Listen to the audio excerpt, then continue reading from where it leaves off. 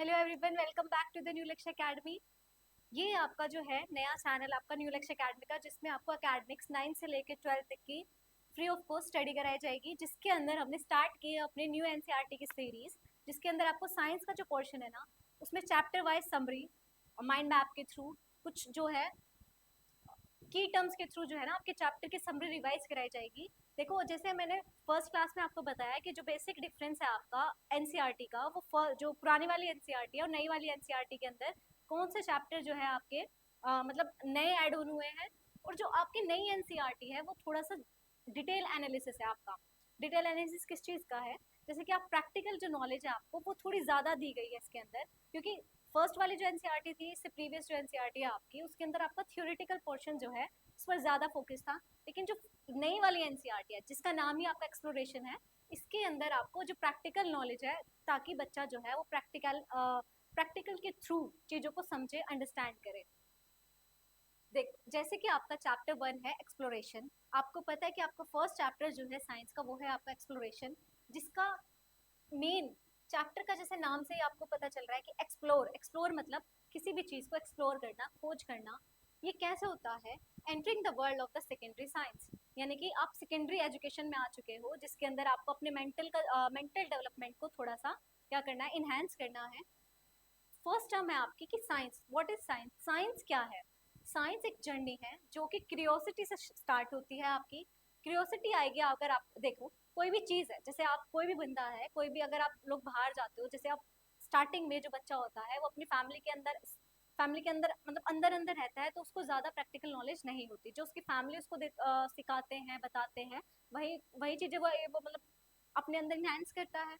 दूसरा, जब वो एक स्कूल के अंदर उसका एडमिशन होता है, जब स्कूल में जाएगा तो बच्चा क्या देखता है कि उसके अलग अलग दोस्त बनते हैं। जो दोस्त होते हैं वो भी डिफरेंट कल्चर्स के होते हैं, है ना, डिफरेंट कल्चर्स को मानने वाले होते हैं। तो उसको पता चलता है कि हाँ, हमारे कल्चर से लेकर हमारा जो कल्चर है उससे भी डिफरेंट कोई कल्चर होता है। वो बाहर की दुनिया देखता है, उसको ट्रीज इन सब की नॉलेज होती है। उसको और ज़्यादा इंसान सड़क पर आने जाने वाले दिखते हैं, उनको बसेस दिखते हैं अपने आसपास। मतलब वो जो चीज़ें वो अपने घर में नहीं देख पा रहा था, वो चीज़ें वो बाहर आउटर वर्ल्ड में अब जो है क्या कर रहा है, देख रहा है। जिसके अंदर उसके अंदर क्या होगा, अब क्यूरियोसिटी पैदा होगी, किसी भी चीज़ को जानने की इच्छा पैदा होगी। अब एक बच्चा जो पहले अंदर ही अंदर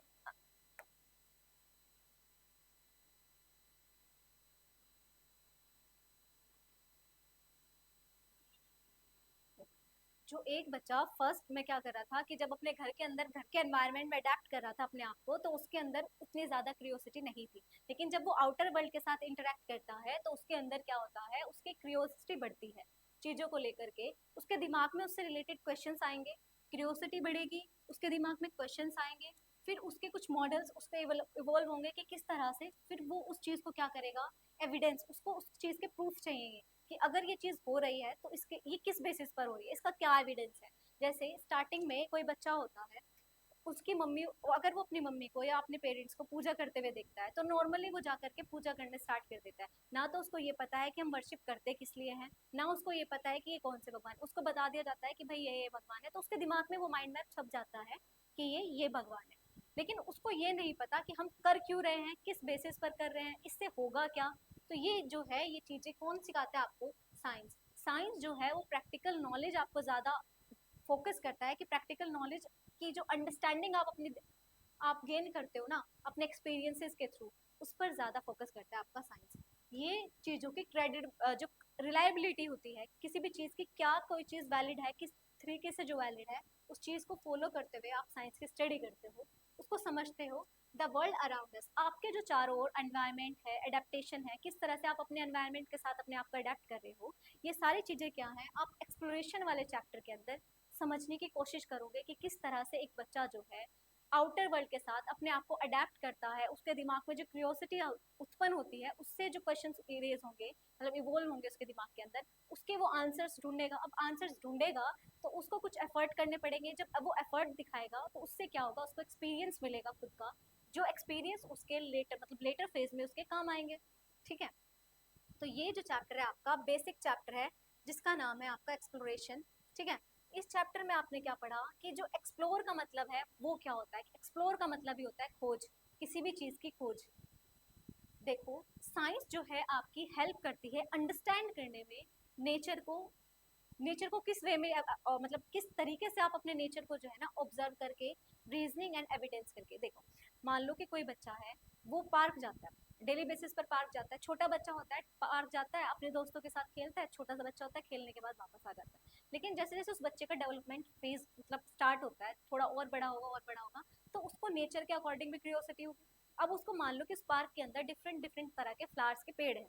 अब जो वो फ्लावर्स के जो पेड़ हैं, वो अलग अलग तरह के डिफरेंट डिफरेंट तरह के जो फ्लावर्स के पेड़ को देखेगा, वो अपने पेरेंट्स से या जिनके भी साथ वो पार्क गया, अपने एल्डर्स जो भी उनके साथ गए हैं, उनसे क्वेश्चन पूछेगा कि भाई ये किस चीज़ का प्लांट है। पूछेगा नहीं, नहीं पूछेगा। तो इसकी वजह से क्या होगा कि वो ऑब्जर्व कर रहा है। सबसे फर्स्ट स्टेप क्या है कि उसने ऑब्जर्व करा। क्या ऑब्जर्व करा? उसके आसपास का एनवायरनमेंट। अगर वो पार्क में गया तो उसने ऑब्जर्व करा है कि डिफरेंट डिफरेंट तरह के क्या है वहाँ पर, झूले हैं और डिफरेंट डिफरेंट तरह के प्लांट्स हैं। तो जब प्लांट्स है तो उसने उस प्लांट से रिलेटेड कुछ क्वेश्चन अपने बड़ों से पूछे कि ये भाई किस चीज़ का प्लांट है। उसके बड़ों ने उसको जो भी आंसर किए कि ये भाई ये मतलब गुड़हल का प्लांट है या फिर ये रोज का प्लांट है। तो ये क्या हुआ कि उसको एक अंडरस्टैंडिंग क्लियरिटी आई कि हाँ भाई ये इस चीज़ का प्लांट है। फिर उसने अलग अलग तरह के जो झूले हैं पार्क के अंदर देखे, तो उन झूलों का जो काम है, किस बेसिस पर वो झूले जो हैं बनाए गए हैं। अब वो पहले छोटा था, वो जा रहा था, खेल रहा था, कूद रहा था, बस इतना। लेकिन जैसे जैसे वो इवोल्व करा, थोड़ा बड़ी फेजेस में आया, तो उसने अपने पेरेंट्स से स्टार्ट करा क्वेश्चनिंग करना कि भाई ये जो झूले हैं जहाँ हम डेली बेसिस पर पार्क जाते हैं, तो ये जो झूले हैं, इन झूलों का मतलब काम क्या है, ये किस चीज़ के लिए बेनिफिट है हमारे लिए। तो ये काम क्या है? साइंस का काम है कि जब आप नेचर के अराउंड अपने आप को अडेप्ट करते हो, डिफरेंट डिफरेंट चीज़ें देखते हो, उससे जो आपके दिमाग के अंदर क्यूरियोसिटी पैदा होगी, उससे जो क्वेश्चंस आप अपने बड़ों से, छोटों से, जिससे भी पूछकर, उससे आपको एक्सपीरियंस मिलेगा और ये एक्सपीरियंसेस आपके आने वाले फेजेस में काम आएंगे। तो साइंस आपको समझ आता है व्हाट इज साइंस। साइंस क्या है कि सिस्टमेटिक स्टडी है आपकी, किसको जानने के लिए? नेचुरल वर्ल्ड को जानने के लिए। यानी कि जो नेचर आपको एग्जिस्ट हुआ मिला है, इस वर्ल्ड को जानने के लिए जो साइंस है आपकी, वो क्या है? एक सिस्टमेटिक स्टडी है। अब देखो कि जब सिस्टमेटिक स्टडी करते हैं हम, किस बेसिस पर करते हैं कि जो भी डिफरेंट चीज़ें हम देखते हैं उस चीज़ों के बारे में ऑब्जर्व करते हैं। सबसे फर्स्ट स्टेप क्या है? ऑब्जर्व करना। कोई भी चीज़ जब हम मतलब ऑब्जर्वेशन में लेते हैं अपनी, उससे क्या होता है कि हमारे दिमाग के अंदर कुछ क्यूरियोसिटी पैदा होती है, उसको लेकर कुछ जिज्ञासा पैदा होती है, जिसके हम क्या करते हैं? एविडेंस ढूंढते हैं। एविडेंस यानी कि अपने माइंड को सेटिस्फाई, अपने आप को सेटिस्फाई करने के लिए हम क्वेश्चन करते हैं या कुछ सबूत ढूंढते हैं, जिसके बेसिस पर हम अपने आप को सेटिस्फाई कर सके कि हाँ भाई ये इस बेसिस पर काम करता। Always open to new ideas and corrections. ये हमेशा जो साइंस का काम रहा है, नए नए आइडियाज को जनरेट करना, नए नए आइडियाज को फॉलो करना, जनरेट करना। और अगर कोई आइडिया आपका प्रीवियस है, देखो कोई भी चीज़ जो होती है एकदम से बिल्कुल नई तो नहीं होती। जो प्रीवियस डिस्कवरीज आपकी हुई होती है, उसके बेसिस पर आप नई नई चीज़ों को इवॉल्व करने की कोशिश करते हो। कोई कंपाउंड आपको पहले से डिस्कवर हुआ मिल गया, उस कंपाउंड का मान लो कोई नया आइसोटोप्स निकल कर आया है, तो है तो वो सेम ही कंपाउंड, लेकिन है तो वो क्या? नया आइसोटोप्स है। जैसे कोरोना वायरस है, फॉर एग्जाम्पल कोरोना वायरस। जो कोरोना वायरस है, कोरोना क्या है कि वो पहले भी आ चुका था, ये एक तरह का वायरस था जो पहले भी एग्जिस्ट करता था। लेकिन अब उसकी कौन सी? कोरोना वायरस जो 19 जो हम लगा देते हैं कि ये इस फेज में आया था और ये इसका ये वाला वेरिएंट है। क्योंकि बैक्टीरिया जब ये अपने आप को एनवायरनमेंट के अकॉर्डिंग अडेप्ट कर लेते हैं, तो अपने बॉडी के अंदर भी उसके अकॉर्डिंग चेंज कर लेते हैं। जब चेंज कर लेंगे तो ये क्या होंगे? रेजिस्ट हो जाएंगे उस एनवायरनमेंट से। ताकि अपने आप को जब एनवायरनमेंट के अकॉर्डिंग अडेप्ट कर लेंगे ना, तो इसके अकॉर्डिंग क्या होगा कि इनका एक नया वेरिएंट निकल कर आया। अब जब कोरोना का नया वेरिएंट आपको निकल कर आया ना, तो उसने क्या किया कि अपने कुछ फंक्शनिंग है, अपनी बॉडी के जो जितने भी फंक्शन है उनको एक्टिव किया, जिसकी वजह से वो लोगों को क्या करने लगा? हार्म करने लगा। उसके बेसिस पर ही नई मेडिसिन इवॉल्व होकर आई ना। तो यही काम क्या है कि नए आइडियाज को, कोरिलेशन को ओपन करता है कौन? आपका साइंस। ये साइंस की वजह से आपके दिमाग में नए नए आइडियाज जनरेट होते रहते हैं। और ये करेक्शंस को जो है, अगर प्रीवियस डिस्कवरीज कुछ हो भी चुकी हैं, अगर उसमें किसी भी चीज़ की नीड है, यानी कि उसमें अगर कुछ भी करेक्शंस की नीड है, तो ये भी आप किसके बेसिस पर करते हो? साइंस के बेसिस पर करते हो। सेकेंड है आपका कि जो साइंटिफिक मॉडल्स हैं आपके, जब आप साइंस को समझते हो तो कुछ मॉडल्स जो है वो ध्यान में रखे जाते हैं। क्योंकि साइंस जो है एक वास्ट सब्जेक्ट है आपका, जिसके अंदर आपको मैथमेटिक्स की जानकारी भी, मतलब मैथमेटिक्स भी यूज हो जाता है आपका। हर सब्जेक्ट नॉर्मली आपका यूज हो ही जाता है साइंस के अंदर। तो जो इतने, जैसे मान लो कि ह्यूमन, अगर हमें ह्यूमन की स्टडी करनी है, तो क्या पूरे के पूरे जब हम ह्यूमन की एनाटोमी करते हैं तो एक मॉडल्स ले लेते हैं। मॉडल्स का मतलब होता है कि एक ऐसी पिक्चर जो रियलिटी में एग्जिस्ट ना करे लेकिन वो रियल जैसा ही हमें ओवरव्यू दे, जिसके बेसिस पर हम उसको क्या कर सकते हैं, मतलब स्टडी कर सकते हैं। जैसे फॉर एग्जांपल आपकी बुक में दिया हुआ है ग्लोब, तो जो ग्लोब है, पूरा ग्लोब जो है आपको क्या दिखाता है, ये किसका मॉडल है, ये आपकी अर्थ का मॉडल है। यानी कि जो आपकी अर्थ जो ओरिजिनल में है उसकी मतलब जो ओरिजिनल में आपकी अर्थ एग्जिस्ट करती है ना, उसका एक तरह से प्रोटोटाइप है ये। प्रोटोटाइप मतलब कि उसकी एक नॉन लिविंग थिंग के थ्रू आपको क्या है ये एग्जिस्ट कर रहा है, जिसकी वजह से क्या करोगे आप कि जो अर्थ, जो हमारी कॉम्प्लेक्स अर्थ है, रियलिटी में तो आप अर्थ को नहीं कर पाओगे, लेकिन जो इसके मॉडल्स हैं उसके थ्रू, उसके बेसिस पर आप अपनी अर्थ के बारे में डिफरेंट डिफरेंट व्यूज, यानी कि डिफरेंट डिफरेंट जो भी आपकी अर्थ के बारे में है जानकारी इकट्ठा करोगे। तो ये रियल वर्ल्ड का एक कॉम्प्लेक्स डिटेल से आपकी एक समरी प्रोवाइड करेगा, जो आप कॉम्प्लेक्स चीज़ों को इजीली आप समझ पाओगे किसके थ्रू, इन मॉडल्स या फिर प्रोटोटाइप के थ्रू। जो मॉडल्स हैं आपके, ये सिंप्लीफाइड वर्जन्स होते हैं आपके रिप्रेजेंटेशन का। यानी कि देखो आप ओरिजिनल में जैसे ह्यूमन है, अगर ह्यूमन का हमें स्टडी करनी है तो हम कौन से ह्यूमन का कौन सा एनाटॉमी वाला पार्ट करते हैं, कि जो मरे हुए जितने भी स्पेसिमेंस होते हैं, जैसे मोस्टली हम फ्रॉग पर करते हैं, तो फ्रॉग को भी हम जिंदे पे एक्सपेरिमेंट तो नहीं करते ना, लिविंग पे नहीं करते। जब वो मर जाता है या डेड हो जाता है तो उनकी बॉडीज के थ्रू हम एक्सपेरिमेंट करने की कोशिश करते हैं, जानने की कोशिश करते हैं कि हम किस तरह से मतलब ह्यूमन के अंदर जो स्ट्रक्चर्स हैं उसको हम किस तरह से, अगर कभी भी मतलब रियलिटी में उसको करना पड़ जाए, तो वो सबसे पहले किस पर करेगा, जो इंसान मर चुके होते हैं उन मॉडल्स स्पेसिमेंट्स पर करे जाते हैं ना एक्सपेरिमेंट्स। तो वही चीज बताई गई है कि जो मॉडल्स होते हैं या प्रोटोटाइप्स होते हैं, वो ओरिजिनल चीजों का एक तरह से मतलब नॉन ओरिजिनल फॉर्म होते हैं, जिसके थ्रू आप कॉम्प्लेक्स चीजों को सिंपलर वे में समझते हो। नेक्स्ट है आपका important details and ignore unnecessary ones. अब आप क्या करोगे, जो ये आपका अर्थ का मॉडल है, इस मॉडल में से आप अर्थ के बारे में, मान लो कोई जोलॉजिस्ट है, उसको क्या है, सारी पता होना चाहिए कि अर्थ पर जो अर्थ की बेसिस है, मतलब अर्थ के जो लैंड फॉर्म्स है वो किस किस बेसिस पर, मतलब किस किस कॉन्टिनेंट में किस किस तरह की लैंड फॉर्म्स हमें मिलती है, तो वो किस तरह से स्टडी करेगा। अगर कोई जोलॉजिस्ट है तो वो जोलॉजी की स्टडी करेगा पूरी अर्थ के प्रोटोटाइप पर, ठीक है। अगर कोई मतलब बॉटनी वाला वैज्ञानिक है तो वो क्या करेगा कि जितने भी प्लांट्स की स्पीशीज है इस अर्थ के ऊपर, तो वो अपने ग्लोब पर वही हाईलाइट करेगा, वही पोर्शंस को स्टडी करेगा इजिली वे में, कि जहाँ जहाँ पर जिस तरह का फ्लोरा उसको देखने को मिलेगा, फ्लोरा एंड फोना देखने को मिलेगा, तो वो उसको मार्क कर लेगा, भाई इस कॉन्टिनेंट में इस तरह का फ्लोरा या फोना हमें देखने को मिलता है, ठीक है। अब देखो कि ये दिया गया है एक एग्जांपल आपकी एनसीईआरटी के अंदर क्रिकेट की बॉल का। देखो जब भी आप मान लो कि कोई मैच चल रहा है और मैच के अंदर आपका एक बैट्समैन है और एक आपका जो बॉल फेंकने वाला होता है वो होता है। तो जब बॉल आपकी फेंकी जाती है और जब बैट्समैन उसको हिट करता है, तो आप क्या सोचते हो, यही तो सोचते हो कि ये बॉल भाई कितनी दूर तक चली जाएगी, ये बॉल कितनी दूर तक जाएगी, और उसकी बैट से कितनी डिग्री के एंगल का जो शॉट लगा है, भाई इतने डिग्री पर अगर ये बॉल मुड़ कर जाएगी तो ये छक्का लग सकता है या चौका लग सकता है, इसी तरह से करते हो। तो ये आप क्या ये बोल रहे हैं कि जब इस तरह का कोई इंसिडेंट आपके अंदर मतलब दिखाई देता है, तो आप सबसे पहले क्या देखते हो, इसका मास, कि ये बॉल कितनी हैवी है। अगर लाइट बॉल होती है तो दूर तक जाने की संभावना है, अगर बॉल ज्यादा हैवी रहेगी तो ज्यादा मतलब दूरी तक डिस्टेंस ट्रेवल नहीं करेगी। दूसरा है आपका स्पीड, कि भाई अगर ये जो बॉल है इसकी स्पीड कितनी लिमिट तक है, मतलब ये अगर कितनी हल्की है कि कितनी दूरी तक जा सकती है। तीसरा है ये डायरेक्शन, फिर इसकी डायरेक्शन की आप मेजरमेंट करोगे, भाई ये किस डायरेक्शन में इसका जो छक्का लगा है या चौका लगा है, ये किस डायरेक्शन में इसका एंगल गया है, तो वो देखोगे आप। या फिर आप इस बॉल का कलर देखोगे या उस बैट्समैन की शर्ट का कलर देखोगे, ये सब चीजें क्या करोगे आप, इग्नोर। क्योंकि साइंस आपको क्या बोलता है कि जो इस चीज से रिलेटेड आपको मेजरमेंट करना है, आपको अंदाजा लगाना है, अप्रोक्सीमेशन लगाना है कि ये जो क्रिकेट से हिट हुआ है, क्रिकेट बॉल हिट हुई है, ये कितने डिग्री के एंगल पर मुड़ी है, इसका मास कितना होगा, इसकी स्पीड कितनी होगी, या फिर इसकी डायरेक्शन कितनी होगी। आप किन चीजों को इग्नोर करते हो कि हमें हमें क्या लेना कि ये बॉल किस ब्रांड की है, या उस जो बैट्समैन है आपका उसने किस कलर का मतलब शर्ट पहनी है, या वो किस ब्रांड का प्रचार कर रहा है, या वो किस कलर की है, या फिर वो वो घास पड़ जाएगी, या टूर्नामेंट मतलब कि पूरे उस जो टूर्नामेंट होता है उसके बाउंड्री के बाहर जाएगी। तो ये सब चीजें क्या कर देते हो आप, इसमें इग्नोर कर देते हो कि घास का मैदान है या कैसा मैदान है।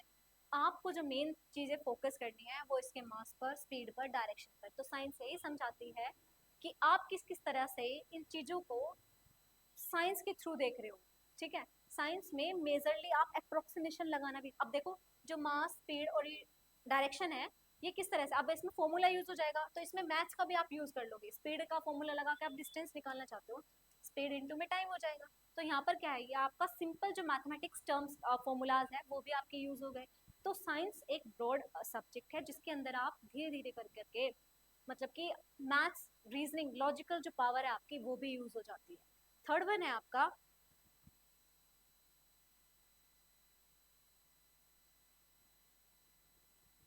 नेक्स्ट है आपका, थर्ड वन है आपका कि साइंटिफिक लैंग्वेज एंड मेजरमेंट। जो साइंटिस्ट होते हैं आपके, जो साइंस से रिलेटेड मतलब जिन जो टेक्नोलॉजी को समझते हैं, तो उनके पास उनके मेथड्स क्या क्या होते हैं जो मेजरमेंट करते हैं। उनकी जो लैंग्वेज होती है वो साइंटिफिक रहेगी एंड मेजरमेंट वाले पोर्शन पे बेस्ड रहेगी। क्या रहेगी, देखो जो साइंटिफिक लैंग्वेज एंड मेजरमेंट है, बाद में थर्ड वन हम किस पे फोकस करेंगे, अगर हम साइंस से डील कर रहे हैं तो हम साइंटिफिक लैंग्वेज में ही बात करना स्टार्ट कर देंगे। उसकी मेजरमेंट, मेजरमेंट में फोकस करोगे आप। जैसे साइंस जो है वो यूज करते हैं सिंबल को, कुछ यूनिट्स को और कुछ इक्वेशंस को। जैसे आप लेंथ को सिंपल एल लिख देते हो, हाइट को सिंपल एच लिख देते हो ना। तो ये क्या है, ये सिंबल्स हैं जिससे आप डिनोट करते हो ताकि आपको ज्यादा एक्सपेंडेड फॉर्म ना करके शॉर्ट फॉर्म में किसी भी चीज को पता चल जाए। तो सिंबल्स के तौर पर आप यूज करते हो। जैसे आयरन का सिंबल क्या है, एफ लिख देते हो। नॉर्मल आप क्या लिखना चाहिए, आपको आयरन लिखना चाहिए, लेकिन सिंबल क्या है उसका, एफ है ना। पोटैश का आपका के है, पोटैश को लिखना होता है पोटेशियम, और सिंबल आप सिंबल से क्या करते हो, आप रिप्रेजेंट कर देते हो। तो साइंस जो है वो आपकी सिंबल्स के थ्रू, यूनिट्स के थ्रू, यूनिट्स मतलब लेंथ को मेजर करते हो आप, ठीक है, मीटर में कर लेते हो, दूरी को, डिस्टेंस को किलोमीटर में कर लेते हो, वॉल्यूम को मेजर करना होगा तो लीटर में कर लोगे आप। तो ये क्या है, आपके यूनिट्स में मेजर करते हो और कुछ इक्वेशंस में मेजर करते हो आप, ठीक है।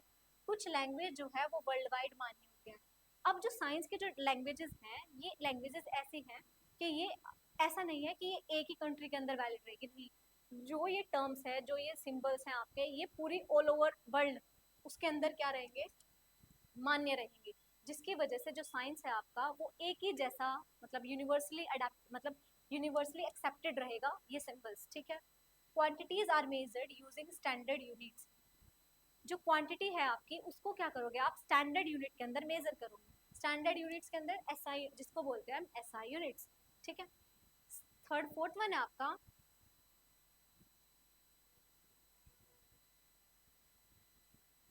नेक्स्ट है आपका फोर्थ, कि स्टैंडर्ड यूनिट्स आपकी होती क्या है। देखो स्टैंडर्ड यूनिट्स क्या है, ऐसे यूनिट जो सेम हो एवरीवेयर, यानी कि हर जगह पर जो यूनिट सेम हो उसको बोलते हैं स्टैंडर्ड यूनिट्स। जैसे कि फॉर एग्जांपल इन्होंने कहा है कि same unit everywhere, avoid confusion and mistake. अगर हमारी लेंथ के यूनिट, ठीक है, हम जैसे लेंथ मीटर में मेजर करते हैं अपनी कि हम इतने सेंटीमीटर है, या हमारी हाइट हम सेंटीमीटर में मेजर करते हैं, इतने इतने सेंटीमीटर के है, दूरी हम किलोमीटर में मेजर करते हैं। क्या ये सिर्फ इंडिया के अंदर ही मेजर करते हैं, नहीं। ये पूरी कंट्री यानी कि वर्ल्ड में जितनी भी कंट्री एग्जिस्ट करती हैं उनके अंदर डिस्टेंस को किलोमीटर में मेजर करोगे आप, ठीक है। हाइट को आप अपनी सेंटीमीटर में मेजर कर रहे हो। तो ये कुछ ऐसी यूनिट्स होती है जिसकी बेसिस पर आप वर्ल्डली क्या करते हो, किसी भी चीज को मेजर करते हो। इसकी वजह से क्या होता है, ना तो कोई कंफ्यूजन रहता है और ना ही मिस्टेक्स होने की संभावना रहती है। एग्जाम्पल दिया इन्होंने, जैसे aircraft fuel miscalculation can use as a major accident. अगर स्टैंडर्ड यूनिट्स क्या है, अगर आपको स्टैंडर्ड यूनिट्स का ध्यान ही नहीं होगा, यानी कि देखो जैसे कि एरोप्लेन दिखाया गया है, कि इस एरोप्लेन के अंदर मान लो कि आपको फ्यूल डालना है इसके अंदर, मान लो 4000 लीटर का इसमें फ्यूल यूज होना था, ठीक है, 4000 लीटर का फ्यूल यूज होना था। लेकिन आपने गलती से मान लो कि आपने लीटर में ना मेजर करके आपने इसको किलोमीटर में मेजर कर दिया, तो जो इसका रिजल्ट निकल कर आएगा ना वो क्या हो जाएगा, वो मतलब मिसहैप हो जाएगा ना, कि लगाना था इतना हो गया ज्यादा।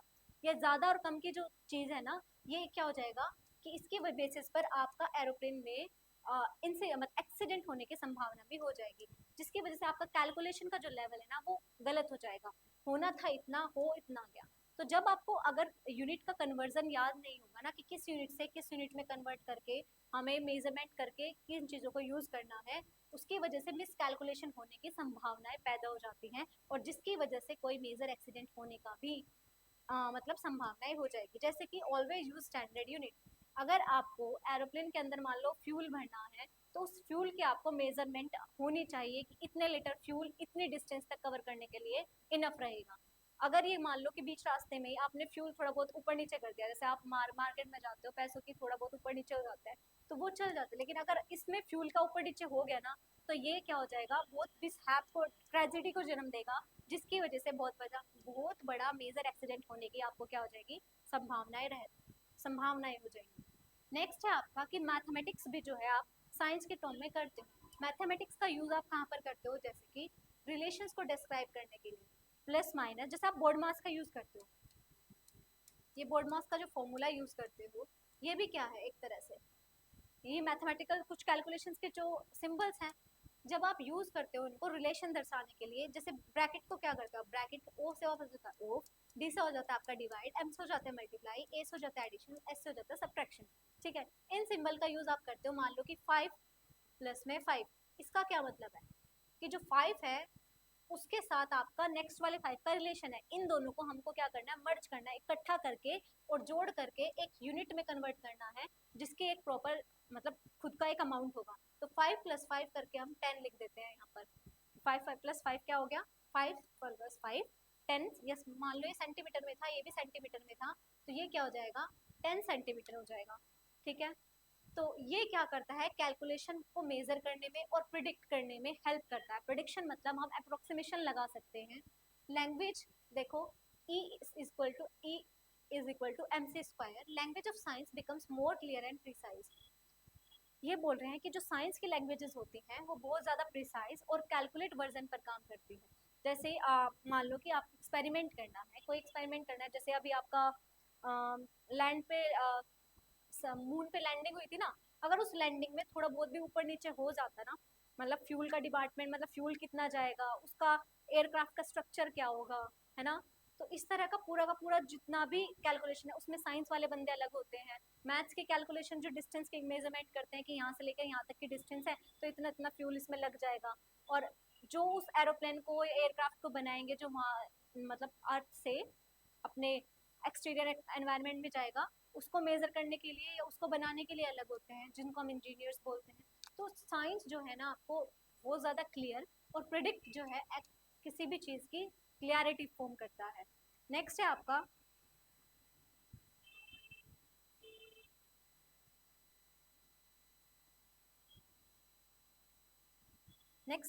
लॉ।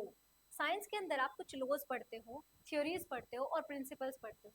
जैसे कि आपने सबने सुना होगा कि न्यूटन के जो लॉज हैं, अब एकदम से न्यूटन के लॉज जो लॉ है वो लॉ उसके दिमाग में कैसे आए होंगे, क्या वो इतना जीनियस था, नहीं, वो भी कुछ सोच रहा था। स्टोरी सुनी है ना कि जब वो एक पेड़ के नीचे बैठे थे, एक पेड़ के नीचे एप्पल जो है वो टूट करके बार बार नीचे गिर रहा था, तो उन्होंने सोचा कि एप्पल नीचे ही क्यों गिर रहा है, वो ऊपर क्यों नहीं जा रहा। तब उनके दिमाग में आया कि अर्थ के पास कुछ अपना एक ऐसा फोर्स है जो किसी भी चीज को ऊपर नहीं जाने दे रहा, वो नीचे ही क्या कर रहा है, उसको मतलब नीचे खींच करके रख रहा है। तो ये है कुछ लॉज जो बताते हैं आपको कोई भी चीज कैसे हैपन होगी और उसके नेचुरल पैटर्न्स क्या क्या है। ठीक है, कि जो लॉ है आपको वो बताता है, कोई भी चीज के बारे में बताएगा और उसके पैटर्न्स के बारे में बताएगा। ठीक है, for example Newton's laws of motion, जैसे न्यूटन्स के लॉज ऑफ मोशन इसने दिए हुए हैं। सेकेंड है आपका कुछ थ्योरीज जो होती हैं वो एक्सप्लेन करती है एविडेंस के बेस पर और टेस्टिंग के बेस पर। जैसे कि कोपरनिकस ने बोला था कि अर्थ जो है हमारी क्या है, राउंड है। ठीक है, तो जो ये आएंगे इन्होंने बोला कि अर्थ जो राउंड है, लेकिन बाद में इस थ्योरीज को क्या करा गया, चैलेंज किया गया कि हमारी अर्थ जो है वो राउंड नहीं है। तो थ्योरीज को आप, इसमें क्या होता है कि थ्योरी के अंदर आप जो चीज़ पढ़ते हो, किसी ने कुछ चीज़ बता दिया, वो एविडेंस रख दिया, फिर उस एविडेंस की आप टेस्टिंग करते हो। अगर वो टेस्ट में कुछ उसमें मॉडिफिकेशन की ज़रूरत है तो आप उस थ्योरीज के अंदर कुछ मॉडिफिकेशन कर कर नई थ्योरीज भी जनरेट कर सकते हो। नेक्स्ट है आपका कुछ प्रिंसिपल्स होते हैं, जैसे कि ब्रॉड आइडियाज और जनरल रूल। ऐसे आइडिया या ऐसे रूल जो जनरल रूल होते हैं, जनरल रूल का मतलब है जो सारी जगह अप्लाई हो सकते हैं, यानी कि मान लो कि जैसे बोलते हैं कि झूठ बोलना पाप है, तो ये एक जनरल रूल है, इसको मानने से कोई भी इनकार नहीं करेगा, हाँ ये बात सही है, तो ये क्या है, यूनिवर्सली एक्सेप्टेड रूल है। तो जनरल रूल और कुछ स्टैंडर्ड्स होते हैं आपके, जैसे कि कंजर्वेशन ऑफ एनर्जी, एनर्जी को कंजर्वेशन का लो है जैसे आपका, for example conservation of low आपने लिंडमैन का सुना होगा कि जो 10% लो है जो आपका लिंडमैन ने दिया था एनर्जी का, कि जो एनर्जी होती है एक प्रोड्यूसर से, ठीक है, कंज्यूमर के अंदर ट्रांसफर होती है कितना, 10% जो है ना घटता चला जाता है। तो ये क्या रूल है कि ये एक प्रिंसिपल है, ठीक है, ये जनरल रूल है और ये सारी जगह मान्य है। प्लांट जो होते हैं प्रोड्यूसर होते हैं, प्लांट को कौन खाता है, हर्बीवोरस खाते हैं। तो जो 10% एनर्जी है हर्बीवोर मतलब प्रोड्यूसर्स की, कहाँ चली गई, हर्बीवोरस में शिफ्ट होगी। अब हर्बीवोरस को कोई और खाएगा कार्निवोरस, तो वो 10% एनर्जी फिर से घट जाएगी, फिर वो 10% को कोई और खाएगा। तो ऐसे 10-10% करके ये लिंडमैन का एनर्जी का रूल चलता रहता है आपका। नेक्स्ट है आपका कि प्रोडिक्शन इन साइंस। साइंस के थ्रू आप कुछ भी प्रिडिक्ट कर सकते हो, मतलब प्रिडिक्शन कर सकते हो। जैसे कि इन्होंने एग्जांपल दिया है आपके एनसीईआरटी में, based on evidence past patterns and models. For example जैसे वेदर, आजकल जो वेदर है मतलब जो मौसम है हमारा वो कैसा चला हुआ है, बारिश का रेनी सीजन चला हुआ है। तो जो वेदर के फोरकास्टिंग हो जाती है पहले एक महीना पहले कि इस टाइम पीरियड के दौरान या इस मंथ में इस हफ्ते का टेम्परेचर ये अप्रोक्सीमेट इतना रहने वाला है, या इस हफ्ते में आपको बारिश देखने की संभावनाएं हैं, अगले दिन आपका क्या है, मतलब इस हफ्ते के बाद आपको जो है सुनहरी धूप देखने को मिलेगी। तो ये जो प्रिडिक्शंस है ये किस बेसिस पर करते हैं, कुछ ये पैटर्न्स को नोट करते हैं लास्ट, मतलब लास्ट 5-6 दिन के, या अगर एक मंथ के लास्ट के जो पैटर्न्स है ये ऑब्जर्व करते हैं, फिर उनकी प्रिडिक्शंस करते हैं, मतलब उनको इवेलुएट करते हैं, फिर उनका कुछ मॉडल्स को जनरेट करते हैं कि फिर इसके बाद ये क्या करते हैं, प्रिडिक्ट करते हैं। जैसे इट्स अ केयरफुल थिंकिंग, ये एक केयरफुल थिंकिंग है। जैसे कि मान लो कि जो प्रोन एरियाज होते हैं आपके, या सी समुद्र के एरियाज के थ्रू जो आपके घर होते हैं, वहां पर समुद्र में कभी भी बाढ़ आने की संभावनाएं है। अब पता तो होता नहीं है कि किस टाइम पीरियड पर आएगी, तो ये जो फोरकास्टिंग करते हैं पहले से ही बता देते हैं कि इस टाइम पीरियड के दौरान यहाँ पर बाढ़ आने की संभावनाएं हैं। इससे क्या हुआ कि एक तरह से अप्रोक्सीमेशन कैलकुलेशन कर लिया इन्होंने कि हाँ आ सकता है।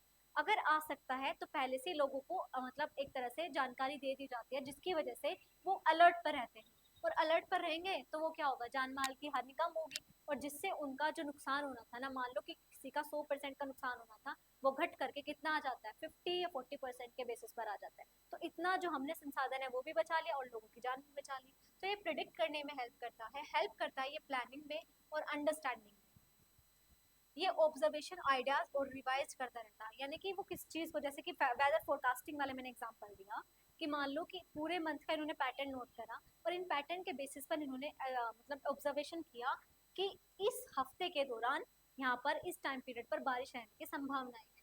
तो ये आइडियाज को, पैटर्न्स को रिवाइज करते रहते हैं, जिसकी वजह से ये क्या करते हैं, प्रोडिक्शंस को फॉलो करते हैं। नेक्स्ट वन है आपका the process of scientific thinking. अब देखो नेक्स्ट है आपका,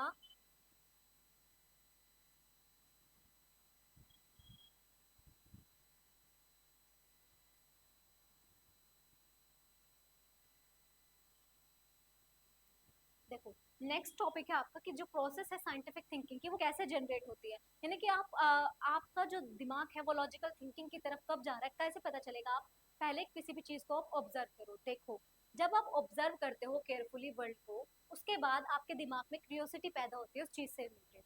आप उस सेकंड में क्या करते हो, आप उस चीज से रिलेटेड किसी से भी क्वेश्चंस पूछते हो, क्योंकि इस टाइम पीरियड पर आप क्या हो, क्यूरियस हो, जानने के लिए इच्छुक हो, क्योंकि ये ऐसी चीज हो रही है तो क्यों हो रही है, और कैसे, मतलब हाउ कैसे हो रही है ये चीज। थर्ड वन आता है कि आप अपनी मतलब अपनी क्यूरियोसिटी को सेटिस्फेक्शन करने के लिए आप उसके बेसिस पर एविडेंस को इकट्ठा करने की कोशिश करते हो। जैसे कि आप उस चीज को मेजर कर लेते हो, गैदर डाटा, मतलब उसके बारे में डाटा इकट्ठा करना स्टार्ट कर देते हो, ठीक है। फोर्थ वन क्या होता है कि आप रीजन ढूंढते हो कि अगर ये चीज हो रही है तो क्यों हो रही है, रीजन क्या है, फिर आप उसको एनालाइज करते हो, फिर उसके आप पैटर्न्स को फाइंड करने का कोशिश करते हो। नेक्स्ट है आपका कंक्लूजन। फिफ्थ वन क्या है, कंक्लूजन। जब जब आपको रीजन पता चल जाता है कि ये चीज इस वजह से हो रही है, तो आप रीजन निकालते हो, तो आप एक कंक्लूजन निकालते हो या फिर एविडेंस निकाल कर देते हो कि इस बेसिस पर ये चीज ऐसे हुई है। थर्ड वन है इम्प्रूव। अगर आपकी चीज एविडेंस कुछ भी मान लो कि उसके अंदर और इम्प्रूवमेंट की जरूरत है, तो आप क्या करते हो, उसको दोबारा टेस्टिंग करोगे, और उस आइडियाज के अंदर, मान लो कोई प्रीवियस आइडियाज है उसके अंदर आपको कुछ नई चीज आप सोच पा रहे हो या नई चीज उसके अंदर एड ऑन कर पा रहे हो, तो उस प्रीवियस आइडिया के अंदर आप न्यू आइडिया भी मर्ज कर करके एक नया चीज जनरेट कर सकते हो। तो ये एक प्रोसेस होता है कि किसी भी चीज़ को किस तरह से आप इवोल्व करते हुए एक हायर थिंकिंग की तरफ बढ़ रहे हो। नेक्स्ट है आपका अप्रोक्सीमेशन या फिर एस्टिमेशन। अब आपको कोई भी चीज़ आपने कैलकुलेट करी, मान लो कि इसमें क्या होता है, अप्रोक्सीमेशन में आप अप्रोक्सीमेट लगभग लगभग के समान निकालते हो कि ये चीज़, मान लो कि जैसे वेदर वाला एग्जांपल है कि बारिश होने की संभावनाएं हैं, पॉसिबिलिटी, कभी पॉसिबिलिटी बोलते हैं वो लोग, कभी भी ये नहीं बोलते कि आएगी ही आएगी, श्योरिटी नहीं होती है हमें इस चीज़ में। तो इसमें क्या करते हैं हम, अप्रोक्सीमेशन लगाते हैं। अप्रोक्सीमेशन में क्या होता है, आपकी रीजनिंग जो पावर है ना वो बढ़ जाती है, तर्क करने की शक्ति जो है आपकी बढ़ जाती है, जबकि इसमें आप एग्जैक्ट डाटा को फाइंड ना करके उसके लगभग लगभग जाने की कोशिश करते हो। Use in daily life in science, और इस चीज को आप, इस अप्रोक्सीमेशन टर्म को आप डेली बेसिस पर अपनी साइंस वाली टर्म में यूज करते हो। For example air breathe in one day, जैसे कि आपने पूरे दिन के अंदर कितनी जो ऑक्सीजन है इनहेल करी और कितनी कार्बन डाइऑक्साइड एक्सेल करी, मतलब ऑक्सीजन को कितना लिया और कार्बन डाइऑक्साइड को कितना छोड़ा, अगर आप इसका मेजरमेंट करो तो किस बेसिस पर करोगे, तो ये क्या लगाओगे आप, क्या इसका कोई एग्जैक्ट डाटा निकाल सकते हो, नहीं निकाल सकते, आप अप्रोक्सीमेशन निकाल सकते हो। Rice required for a family, जैसे कि घर में खाना बनता है, खाना मान लो आपके घर में 10 फैमिली मेंबर्स हैं और उन 10 फैमिली मेंबर में से किसी को मान लो आज ज़्यादा भूख है तो थोड़ा एक्स्ट्रा हो सकता है, किसी को मान लो थोड़ी कम भूख है तो खाना बच भी सकता है, लेकिन आप एक रफली कैलकुलेट करके डाटा रखते हो कि भाई अगर ये 10 बंदे हमारी फैमिली में हैं तो 1 किलो या 2 किलो चावल बनेंगे ही बनेंगे, इनफ हो जाएगा ये इनके लिए। आपको डेली बेसिस पर, क्योंकि आप डेली बेसिस पर वो एक्टिविटी को परफॉर्म कर रहे हो, तो आपको रफली मतलब अप्रोक्सीमेट का आइडिया हो जाता है कि इतना हमारी फैमिली में फूड लगता ही लगता है। ठीक है, डिस्टेंस भी आप एस्टिमेट कर सकते हो, मान लो आपको दिल्ली से कहीं और ट्रैवल करना है तो रफली आपको डिस्टेंस का भी आइडिया हो जाता है कि आप इतनी डिस्टेंस जो है आपको ट्रैवल करके जाना है। अब टाइम का क्या होता है कि टाइम, मान लो कि कभी कभी बस, जो बसेस के थ्रू आपने ट्रैवल किया, अपनी कार से करोगे तो थोड़ा जल्दी पहुंच जाते हो, ट्रेन से करोगे थोड़ा और लेट हो जाएगा। तो ये डिस्टेंस का भी आप एस्टिमेशन लगा सकते हो किसी भी बेसिस के पैटर्न को फॉलो करते हुए। नेक्स्ट है आपका interdisciplinary nature of science. Interdisciplinary का मतलब है कि different branches of science work together to solve real world problems, यानी कि जो साइंस है ना वो इंटरडिसिप्लिनरी है, कोई एक सब्जेक्ट नहीं है साइंस के अंदर। साइंस जो है उसका एरिया जो है बहुत वास्ट है, उसके अंदर आप मैथ्स भी पढ़ लेते हो, थोड़ा बहुत आपको मैथ्स के थ्रू आप रीजनिंग पावर इसमें दिखा देते हो, फिर आप क्या करते हो इसके अंदर बायोलॉजी के अंदर आप प्लांट्स का, फ्लोरा का, फोना का, इन सब की स्टडी कर लेते हो। थर्ड, आप केमिस्ट्री के अंदर कंपाउंड की स्टडी कर लेते हो, भाई हमारी बॉडी है, हमारी बॉडी जो है कौन किस किस किस कंपाउंड से मिलकर बनी है, ये सारा का केमिस्ट्री के अंदर आ जाएगा। फिर आप फिजिक्स भी पढ़ लेते हो कि भाई आपको मान लो आप डिस्टेंस ट्रैवल कर रहे हो या कार से इधर से उधर जाना है आपको, तो आप अप्रोक्सीमेट कैलकुलेट कर सकते हो कि भाई मुझे इतना टाइम लग जाएगा यहाँ जाने में या यहाँ से वापस आने में, तो ये आप फिजिक्स के अंदर पढ़ते हो। तो जैसे कि फिजिक्स में आप क्या पढ़ते हो, फोर्सेस पढ़ते हो कि नेचर के अंदर कितनी तरह के फोर्सेस एग्जिस्ट करते हैं, हमारे अंदर जो एनर्जी है, हम जो फूड खाते हैं उससे जो एनर्जी मिलती है वो कितनी एनर्जी जो है हमारी बॉडी में रिक्वायर्ड होती है। ठीक है, केमिस्ट्री के अंदर आप मटेरियल का रिएक्शन पढ़ते हो, बायोलॉजी के अंदर आप क्या पढ़ते हो, लिविंग ऑर्गेनिज्म को पढ़ते हो, नॉन लिविंग को पढ़ते हो। अर्थ साइंस के अंदर आप क्या पढ़ते हो कि अर्थ का जो एनवायरनमेंट है आपका वो किस बेसिस पर बना हुआ है, मतलब आपका जो एनवायरनमेंट है वो कैसा है। फिर आपका मैथमेटिक्स और टेक्नोलॉजी भी इसके अंदर यूज हो जाता है। मैथमेटिक्स में आप क्या करते हो, एनालाइज करते हो, मॉडलिंग करते हो, इनोवेशन करते हो। टेक्नोलॉजी में आप जैसे कि अभी आपने पढ़ा कि जो अर्थ का जो मॉडल है आपका, जैसे ग्लोब, तो ग्लोब,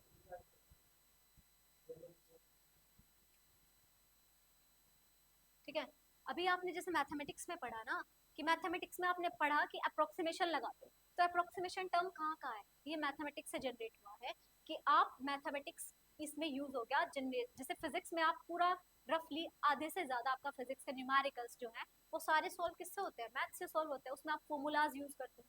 तो ये मैथमेटिक्स टर्म यूज होगा। एनालिसिस करते हो आप इसमें, किसी भी चीज का रफ आइडिया लगा लेते हो, उसके मॉडल्स बना लेते हो प्रिडिक्ट करने के लिए, और इनोवेशन का यूज करते हो आप टेक्नोलॉजी के थ्रू। तो ये जो है साइंस जो है ना आपका, ये एक आपका इंटरडिसिप्लिनरी सब्जेक्ट है। नेक्स्ट वन है आपका, देखो, साइंस जो है एक्सेप्ट करता है कोरिलेशन को, क्या करता है, accept correlation, science accept correlation. देखो, साइंस के अंदर नए नए इनोवेशन होते रहते हैं, जो प्रीवियस थ्योरीज होती हैं आपकी, उन थ्योरीज में भी नए नए मॉडिफिकेशन हो करके, चेंज हो करके वो थ्योरीज नई जनरेट हो जाती है। तो साइंस एक्सेप्ट करता है कोरिलेशन को, कि कोई भी चीज जो है ना आपस में कोरिलेट होती है। कोई भी थ्योरी ऐसी नहीं है कि जो फाइनल हो, कोई भी एविडेंस ऐसा नहीं है जिसमें आप चेंज नहीं कर सकते या अपने आइडियाज उसके अंदर मर्ज कर करके आप उससे नई थ्योरी जनरेट नहीं कर सकते। हर चीज जो है इसमें पॉसिबल है, चेंजेस पॉसिबल है, कोई भी चीज जो है ना वो परमानेंट नहीं है। ठीक है, जैसे कि आपको कोई आइडिया आया, आपने उस आइडिया का टेस्ट किया, उसके बाद आपने उस आइडिया से जो रिजल्ट निकल कर आया उसको लिखा, फिर उस रिजल्ट को हम क्या कर सकते हैं, रिवाइज कर सकते हैं। मतलब कि अगर वो रिजल्ट हमारा पॉजिटिव या नेगेटिव जो भी आ रहा है, ठीक है, अगर आपको लग रहा है थोड़े टाइम बाद कि इसमें कुछ और मॉडिफिकेशन की जरूरत है, तो हम उसको रिवाइज कर सकते हैं, दोबारा से टेस्टिंग कर सकते हैं, फिर उसको करेक्ट करके दोबारा से अपने आइडियाज को दोबारा से उसमें कुछ नई मॉडिफिकेशन के साथ उसको पब्लिश कर सकते हो। तो ये है। नेक्स्ट है आपका कि जो important thing is not stop questioning, curiosity has its own reason for existing. ये स्टेटमेंट किसका है? ये है आपका एल्बर्ट आइंस्टीन का। एल्बर्ट आइंस्टीन बोलते हैं कि सबसे इम्पोर्टेंट चीज ये है कि आप अपने क्वेश्चंस को कभी भी सोचना या क्वेश्चन करना किसी से भी स्टॉप नहीं करोगे, क्योंकि अगर आपने क्वेश्चन करना ही स्टॉप कर दिया तो आपका जो दिमाग है ना वो वास्टली डेवलप नहीं हो पाएगा, क्यूरियोसिटी की थिंक आपके अंदर डेवलप नहीं हो पाएगी, जिसकी वजह से वन रीजन फॉर एग्जिस्टिंग, और ये रीजन रह जाएगा कि जो प्रीवियस चीज है वो एग्जिस्ट ऐसे कैसे ही कर लेगी, उसके अंदर कोई भी आप नई मॉडिफिकेशन के साथ चेंजेस नहीं कर पाओगे, जब तक कि आप अपने जो क्वेश्चनिंग है वो करना अगर आप नहीं छोड़ोगे ना, क्वेश्चन करते रहोगे, तो आपका दिमाग जो है ना वो लॉजिकल क्यूरियोसिटी वे में अच्छे से डेवलप हो पाएगा। इसमें आपको याद क्या करना है कि जो साइंस है वो हेल्प करता है हमारे sense of world, solve problems and improve life. Science हमारी हेल्प करता है डेली बेसिस पर वर्ल्ड के साथ, जब हम अडेप्ट करते हैं वहाँ की सॉल्यूशन को सॉल्व करने में, प्रॉब्लम को सॉल्व करने में, ठीक है, और इम्प्रूव करता है हमारे लाइफस्टाइल को। साइंस के बेसिस पर ही देखो एग्रीकल्चर कितना एक्सपेंड कर गया है। पहले एग्रीकल्चर के बारे में इतनी जानकारी नहीं थी, लेकिन जब हमारा ग्रीन रेवोल्यूशन आता है तो एग्रीकल्चर हमारा एक, मान लो कि एग्रीकल्चर का जो प्रोडक्शन हो रहा था वो 100% हो रहा था उस टाइम पीरियड के हिसाब से, लेकिन आज एग्रीकल्चर का जो प्रोडक्शन है हमारा 200% चला गया है। रीजंस, क्योंकि हमें जो चीज़ है, मतलब कि जो टेक्नोलॉजी है उसका एडवांसमेंट हो गया है, और दूसरा कि हमें जो है अपने नेचर के अंदर जो हमारे और भी चीज़ जो हम उसके अंदर फर्टिलाइजर के तौर पर यूज़ कर सकते हैं, जिससे प्रोडक्शन का मैक्सिमम लेवल हम बेनिफिट उठा सकते हैं, उन चीज़ के बारे में पता चल गया। तो यही है कि जो स्टे क्यूरियस, हमेशा हमें कैसा रहना चाहिए, क्यूरियस रहना चाहिए चीज़ों के लिए, क्वेश्चन पूछते रहना चाहिए, और दूसरा क्या है, एक्सप्लोर करते रहना चाहिए चीज़ों के बारे में, जानकारी, नई नई जानकारी एकत्रित करते हुए अपनी माइंड को वास्ट लेवल पर ब्रॉड करने का यही एक तरीका है। क्या तरीका है? कि पहले ऑब्जर्व करो, चीज़ों के बारे में क्वेश्चनिंग करते रहो जब तक आपका माइंड का लेवल जो है सेटिस्फैक्टरी नहीं हो जाता, किसी भी चीज़ के बारे में जानकारी एकत्रित करते रहो, ढूंढते रहो उनके आंसर्स। तो इससे क्या होता है कि आपकी जो ब्रेन की पावर होती है वो लॉजिकल थिंकिंग को बढ़ा देता है। और ये चैप्टर आपको यही बोलता है कि चीज़ के बारे में एक्सप्लोर करो, जैसे ज़्यादा से ज़्यादा अगर आप एक्सप्लोर करोगे ना, तो आपका जो माइंड है वो बहुत ज़्यादा क्या हो जाएगा, क्यूरियस हो जाएगा चीज़ों को लेकर। और जब आप क्यूरियस हो जाओगे चीज़ों को लेकर, तो आपका माइंड बहुत अच्छे से अडेप्ट करेगा नेचुरल वर्ल्ड के साथ भी, इंटरेक्शन लेवल आपका अच्छा हो जाएगा, माइंड की लॉजिकल थिंकिंग अच्छी हो जाएगी। तो ये पूरा चैप्टर आपको यही समझाता है। ये चैप्टर था आपका क्लास 9th की एनसीईआरटी का फर्स्ट चैप्टर जो आपका कंप्लीट हो जाता है। इसमें आप सिर्फ प्रैक्टिकल नॉलेज देते हो कि किस बारे में, जैसे कि आप एनवायरनमेंट के साथ अडेप्ट करते हो तो किस तरीके से अडेप्ट करते हो, आपको क्या क्या दिखाई देता है, फिर आप जब दिखाई दे रहा है तो उसके बारे में आपको जानना चाहिए कि ये चीज़ है तो क्यों एग्जिस्ट कर रही है, किस लिए एग्जिस्ट कर रही है, इनका रीजंस क्या क्या है। तो यही चीज़ आपको इस चैप्टर के बारे में पढ़ाई गई है। Thank you for all.